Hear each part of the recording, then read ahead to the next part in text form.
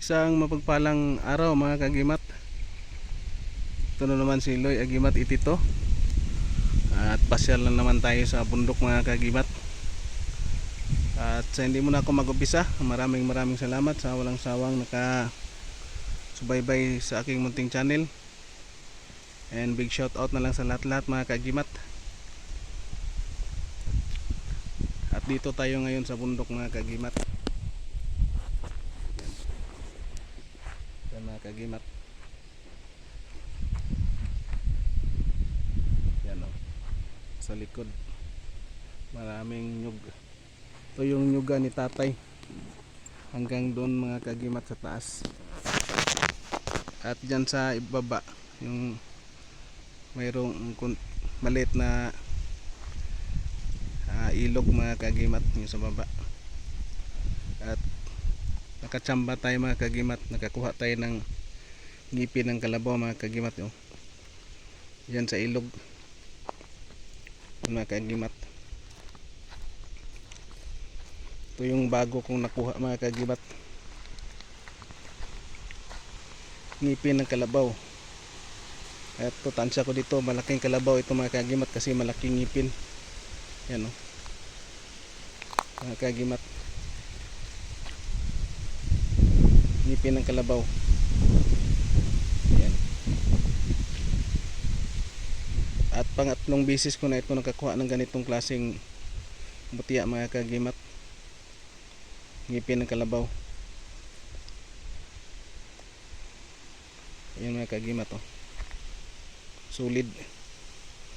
Yan mga kagimat yung sa ano nyo, gilid. Yan.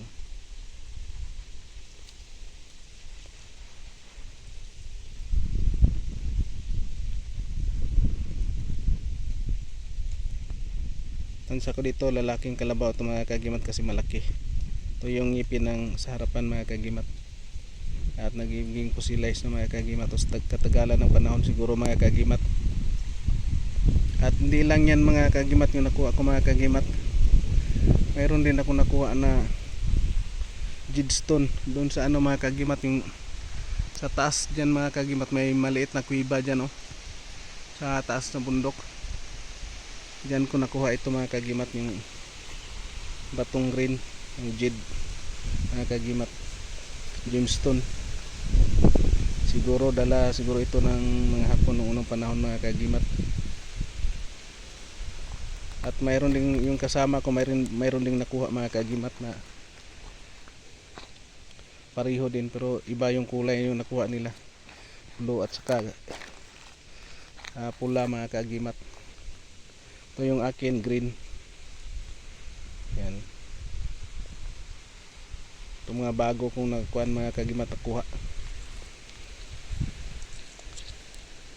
Itong ngipin ng kalabaw at jade na bato, gemstone. Ayan mga kagimat.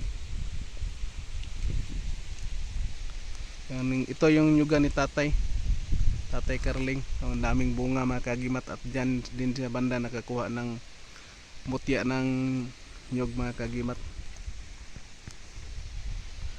At mayroon pa si tatay inaabangan na bunga na hinala niya na mayroong laman mga kagimat. Ngayong mag harvest siya ng nyug mga kagimat.